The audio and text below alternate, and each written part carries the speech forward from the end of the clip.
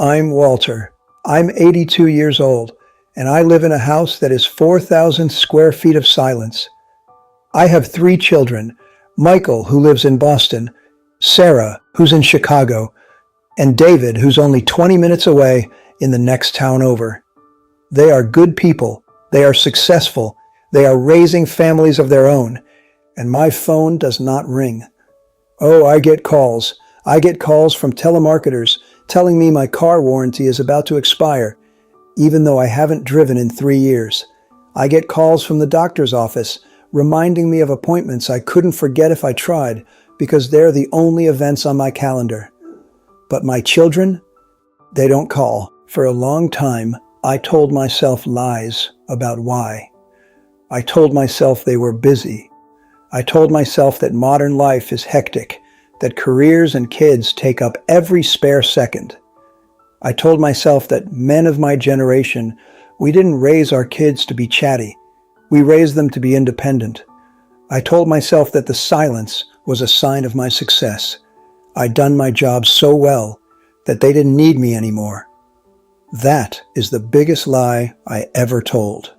They didn't stop calling because they were busy. They didn't stop calling because they were independent. They stopped calling because I made it painful for them to pick up the phone. I need you to hear this, especially if you're a parent sitting there right now thinking you're doing everything right. Because I thought I was doing everything right. I was the provider. I was the disciplinarian. I was the rock. I paid for the college tuitions. I mowed the lawn on Saturdays. I carved the turkey on Thanksgiving. I never hit my kids. I never drank away our savings. I never walked out on my wife. On paper, I was a model father. But you can be a model father and a terrible human being to the people who need you most. And it took me 80 years to understand the difference. You see, I treated my children like projects. From the time they were small, I saw them not as people to be known, but as problems to be solved, as potential to be maximized. When Michael came home with a 95 on his math test, I didn't say, "Good job." I asked, "What happened to the other 5 points?"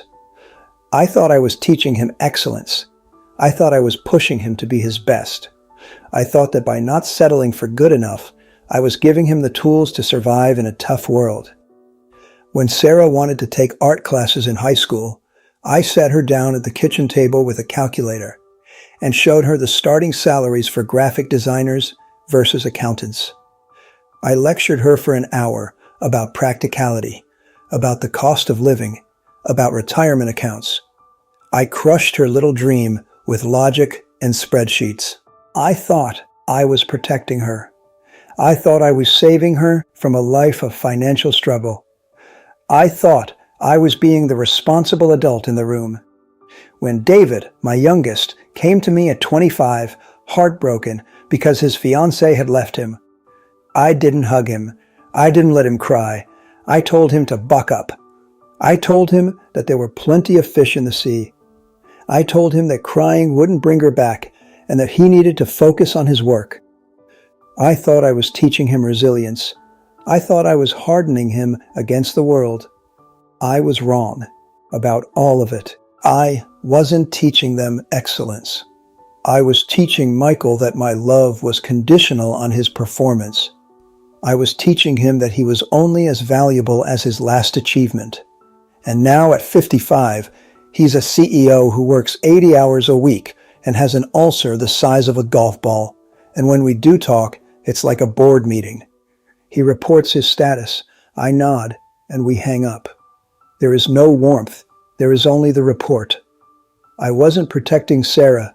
I was teaching her that her passions didn't matter. I was teaching her that her own voice, her own desires, were secondary to what made sense on paper. She became the accountant I wanted her to be, and she hates it. I can hear the exhaustion in her voice every Christmas when she politely asks how I am. She's 52 years old, and she still sounds like a scolded child when she talks to me. Guarded, careful, waiting for the criticism. And David, I wasn't teaching him resilience. I was teaching him that his father was not a safe place for his pain. I was teaching him that if he was hurting, he needed to hide it from me. He lives 20 minutes away, 20 minutes, and I haven't seen him in 6 months. When he drives past my exit on the highway, he keeps driving because he knows that if he stops, he won't get a father, he'll get a lecture. The reason my children stopped calling is simple. I became a critic instead of a father. I spent 30 years correcting them, correcting their grammar at the dinner table, correcting their career choices, correcting the way they discipline their own children, correcting their political views. I thought that was my job. I thought wisdom meant pointing out error. I thought that because I was older, because I was the father, I always knew better. I remember my wife, God rest her soul, trying to warn me. She passed 4 years ago. She was the buffer. She was the one who translated my harshness into something palatable. About a year before she died, she sat me down. She looked at me and said, "Walter, you are going to end up a very lonely man if you don't learn to just listen." She said, "Respect isn't what keeps people on the phone, Walter.